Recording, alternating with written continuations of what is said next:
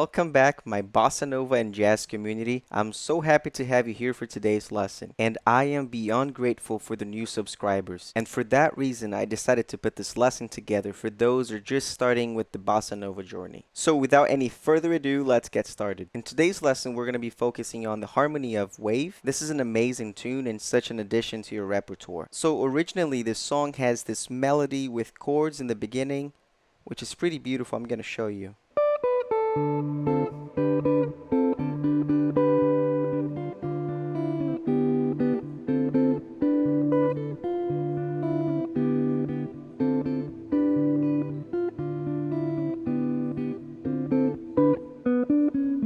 And then we start. So looking at the first four measures, we have D major 7. I'm adding the ninth just because why not, right? Then we have B flat diminished 7. Then we have A minor 7. Then we have D7 flat 9. Okay, it could also be done like that. So first measure, second measure, third measure, fourth. Then moving on, we have G major 7, then G minor 6. Then we have now F sharp 7, and I'm adding the 13th, right? So F sharp 7. This is a dominant chord, right? The minor 7. 13th, and then we have flat 13th, right? Which could also be sharp 5. I like calling it F sharp 7, 13th, and then flat 13th, and then the next measure is B 7 9. So B dominant, adding the 9th. Then we just flat the 9th, so B7 flat 9.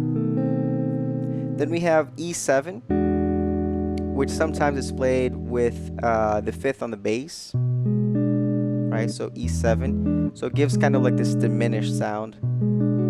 I like adding the 9th,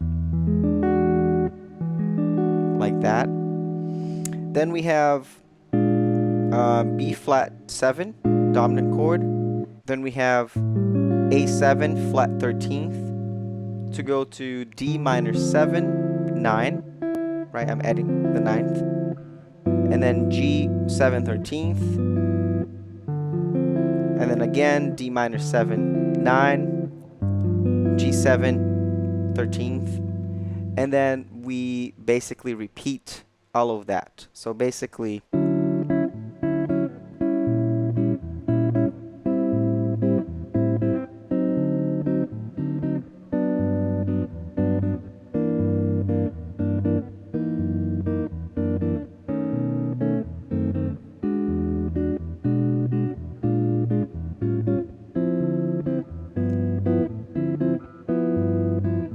right? And then we repeat that. As you can see, we have a beautiful community here. And the only thing I ask you right now is consider subscribing. You'll get a lot from this channel, not only from bossa nova, but jazz and other insights. Now let's go back to the video. That was the A section, and the B section will be G minor 7, C over B flat, and then, you know, in the real book, you will find A minor 7. I like doing F major 7 over A, right? So the bass on the third.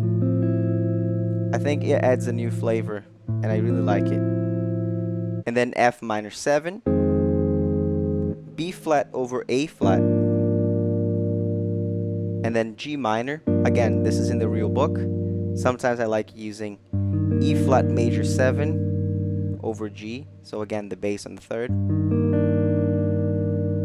And now we have this beautiful chord, which is A7 flat 9. And remember, since this is A, we don't need to use the bass right there. We could just play open string and have this shape. That's a little easier if you're just starting, right? And then after playing the B section, we have to play the last section, which is actually the A section again. So the same harmony, right?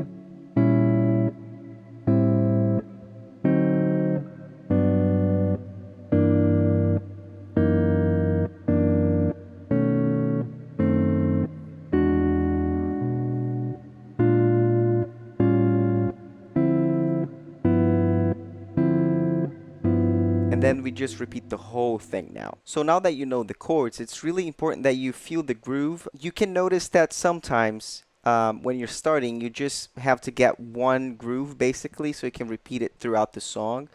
So that could be this one, for example. Right? So just da da dum da. So basically the harmony and the bass, and then harmony, then bass harmony. So ba ba dum da, right? And you can use that for all the chords. If you're just a beginner, right? So ba ba ba da da dum da. So practice that with one chord, and then you practice switching the chords, like.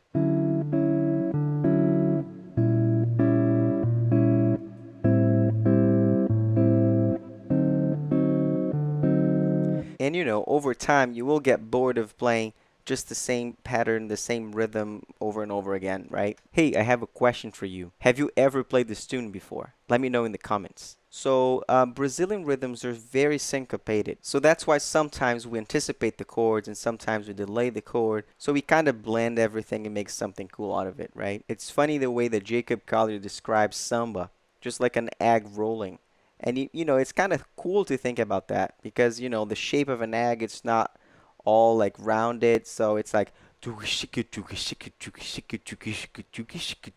it gives that kind of different flavor, and it's a language, right, that we use a lot in Brazil. So that's what I'm trying to convey here. So if you get the simple groove, okay, you know, practice that. That's such a great start. But once you start listening to a lot of Brazilian stuff, you'll kind of get how we think of rhythm, right?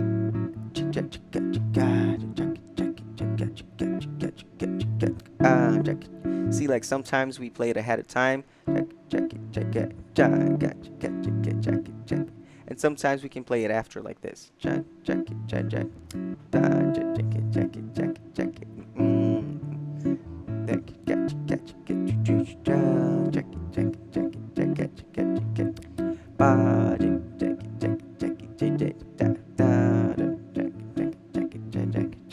You know, it's just like a mix of how we perceive this rhythm. Now let's try with the drums and the piano playing the melody.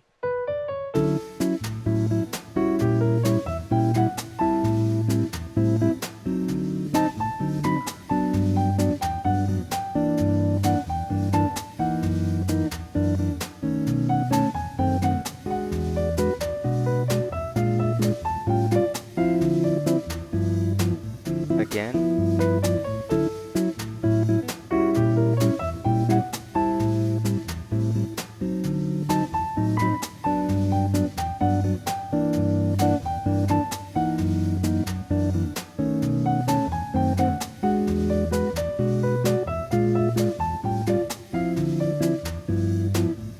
Now the B section.